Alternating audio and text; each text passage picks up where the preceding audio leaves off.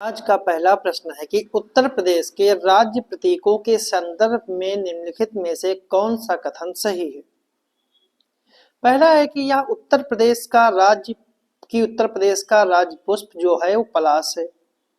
राज्य चिन्ह में मछली का एक युग्म अवध के पूर्व मुस्लिम शासकों का प्रतिनिधित्व करता है। तो इनमें कौन सा कथन जो है वो सही है। केवल दोनों, केवल दो, ना तो एक ना ही दो, या फिर केवल एक। इसका जो सही जो आंसर है वो आपका है ए ऑप्शन, दोनों। क्योंकि उत्तर प्रदेश के राज्य प्रतीक में प्रयागराज में गंगा और यमुना नदियों के संगम को दर्शाने वाली एक गोलाकार मोहर है। मत्स्य का एक मछलियों का एक युग्म जो है वो अवध के पूर्व मुस्लिम शासकों का प्रतिनिधित्व करता है। राज्य के अंदर अयोध्या में जन्म लेने वाले हिंदू देवता राम का प्रतिनिधित्व करने के लिए एक धनुष और तीर है। मोहर के आसपास की किंवदंती का अनुवाद उत्तर प्रदेश सरकार के रूप में किया जाता है। उत्तर प्रदेश का राज्य पशु बारहसिंघा है और पक्षी जो है सारस क्रेन है। राजपुष्प जो है वो पलाश है और राजवृक्ष जो है अशोक है। तो इसका सही आंसर जो है वो ए ऑप्शन है। अगला प्रश्न है, उत्तर प्रदेश में निम्नलिखित में से कौन सी प्राकृतिक झील है। बरुआ सागर झील, चित्तौरा झील, कीथम झील, या फिर बेला सागर झील। तो जो इसका सही जो आंसर है वो आपका है सी ऑप्शन, चित्तौरा झील। चित्तौरा झील बहराइच के चित्तौरा गांव में है। यह प्राकृतिक झील है। इसी झील से एक छोटी नदी जिसका नाम है टेढ़ी नदी निकलती है। बरुआ सागर ताल जो है ये झांसी में है और कृत्रिम झील है और बुंदेलखंड के किले के पास है। बेला सागर झील जो है ये महोबा में बेला ताल में है। इसका मुख्य कार्य सिंचाई के रूप में प्रबंध लेना है। कीथम झील जो है यह आगरा दिल्ली राजमार्ग पे है और यह राष्ट्रीय पक्षी अभ्यारण्य घोषित है। अगला प्रश्न है, वन्यजीव अभ्यारण्य उनके जिले से संबंधित प्रश्न है कि कौन सा जो है जिला में अभ्यारण्य किस जिले में है। तो इसका सुरहा ताल जो अभ्यारण्य है, ब्लाक बहोसी है, सुहागी बरवा है और महावीर स्वामी है। तो अगर सुरहा ताल की बात करें तो सुरहा ताल जो है वो आपका बलिया में है। सुरहा ताल बलिया में है। लाख बहोसी जो है वो कन्नौज में है, कन्नौज में है। सुहागी बरवा जो है वो महाराजगंज में है और महावीर स्वामी जो है वो आपका ललितपुर में है। जबकि अन्य बात करें कि किशनपुर वन्यजीव अभ्यारण्य लखीमपुर खीरी में है, समन अभ्यारण्य मैनपुरी में है, सांडी पक्षी अभ्यारण्य हरदोई में है, पटना पक्षी विहार एटा में है, समस्तपुर पक्षी विहार रायबरेली में है। तो इसका सही जो आंसर है वो आपका बी ऑप्शन जो है सही है। बी ऑप्शन इसका जो है सही है। अगला प्रश्न है, निम्नलिखित में से किसे चांदी और सोने की कढ़ाई के रूप में भी जाना जाता है। जरदोजी, चिकनकारी, फुलकारी, या फिर कांथा। तो जो इसका सही जो आंसर है वो आपका है ए ऑप्शन, जरदोजी। अगला प्रश्न है, उत्तर प्रदेश में निम्नलिखित में से किस जिले में सरधना महोत्सव का आयोजन किया जाता है। मेरठ, फर्रुखाबाद, आगरा, या फिर मिर्जापुर। तो जो इसका सही जो आंसर है वो आपका है ए ऑप्शन, मेरठ। मेरठ में आयोजन किया जाता है सरधना महोत्सव का।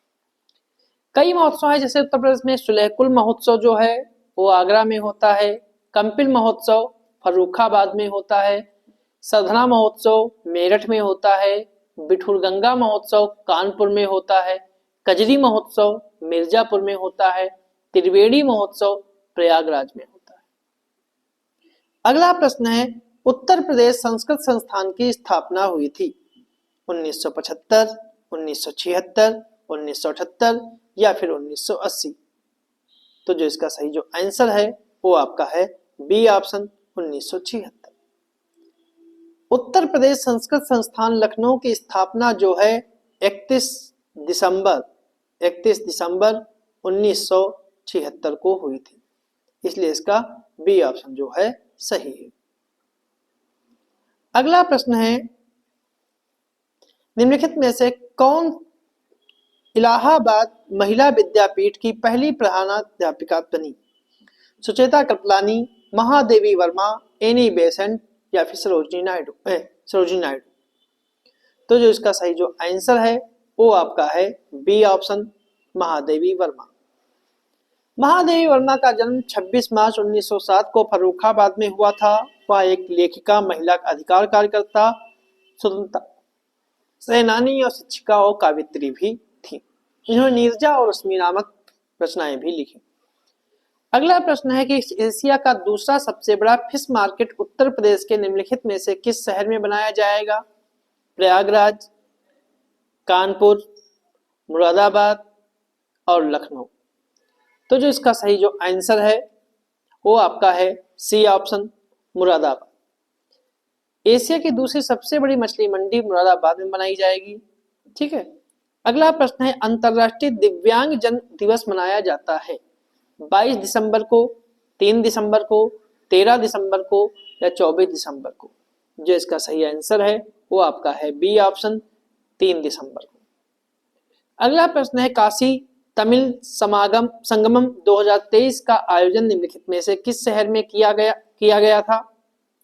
वाराणसी, चेन्नई, अयोध्या या फिर कन्याकुमारी। तो इसका सही जो आंसर है वो आपका है ए ऑप्शन, वाराणसी। अगला प्रश्न है, सिलक्यारा सुरंग निम्नलिखित में से किस राज्य या केंद्र शासित प्रदेश में है? लद्दाख,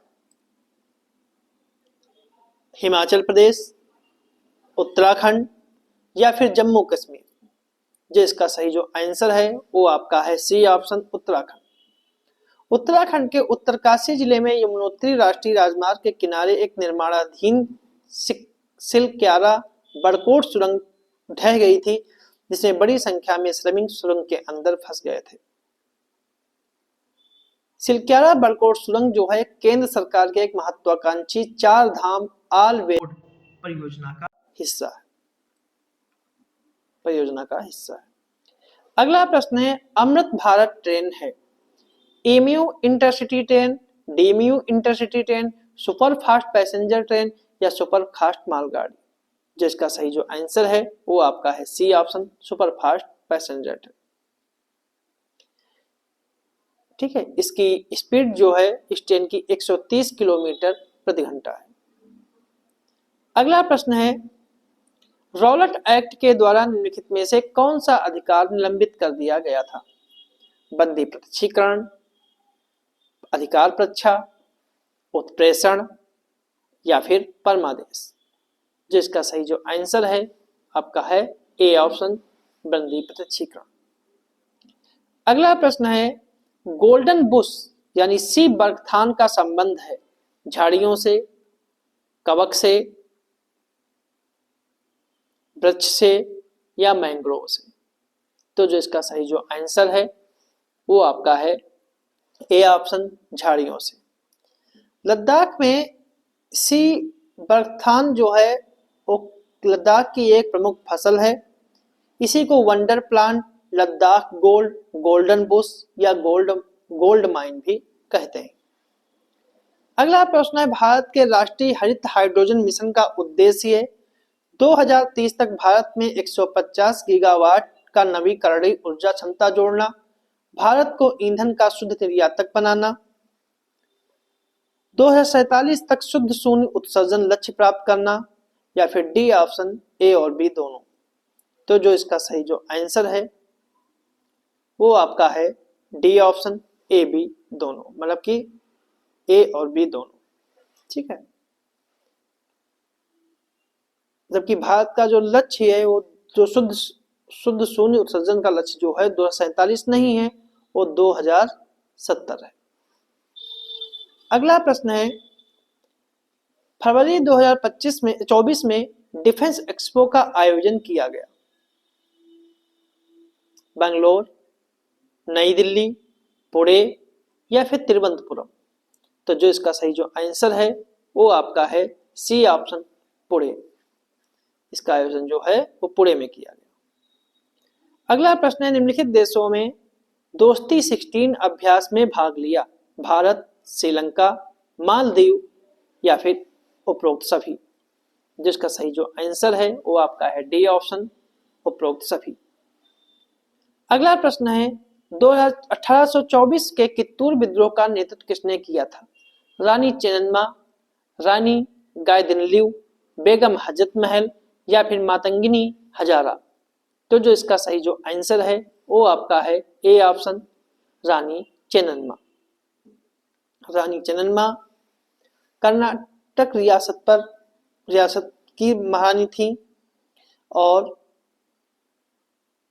चेन्नम्मा ने अपनी मातृभूमि की रक्षा के लिए एक ब्रिटिश अधिकारी की हत्या कर प्रत्युत्तर दिया, जो कित्तूर विद्रोह की शुरुआत थी।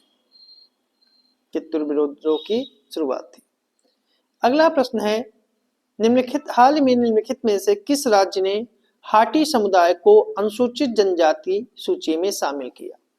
झारखंड, मध्य प्रदेश, नागालैंड, हिमाचल प्रदेश। जो इसका सही जो आंसर है वो आपका है डी ऑप्शन, हिमाचल प्रदेश। अगला प्रश्न है, निम्नलिखित में से किस राज्य ने पोइला बोईसाख को राज्य दिवस घोषित किया? पश्चिम बंगाल, लद्दाख, मणिपुर और बिहार। तो जो इसका सही जो आंसर है वो आपका है ए ऑप्शन, पश्चिम बंगाल। अगला प्रश्न है, जनवरी 2024 में निम्न तापमान थर्मल डिसैलिनेशन संयंत्र का उद्घाटन किया गया? केरल में, अंडमान निकोबार, लक्षद्वीप या फिर उड़ीसा। तो जो इसका सही जो आंसर है वो आपका है सी ऑप्शन, लक्षद्वीप। लक्षद्वीप में इसका उद्घाटन किया गया। अगला प्रश्न है, निम्नलिखित में से किस देश ने तालिबान नामांकित अधिकारी को पहली बार राजनयिक दर्जा प्रदान किया है? पाकिस्तान,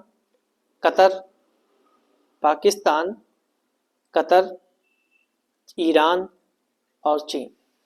तो इसका सही जो आंसर है वो आपका है डी ऑप्शन, चीन। चीन इसका जो है सही आंसर है।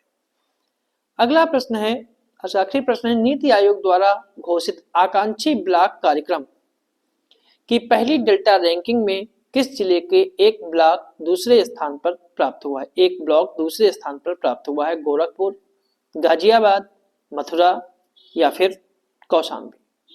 तो इसका सही जो आंसर है वो आपका है डी ऑप्शन, कौशाम्बी। तो ये थे हमारे आज के कुछ प्रश्न।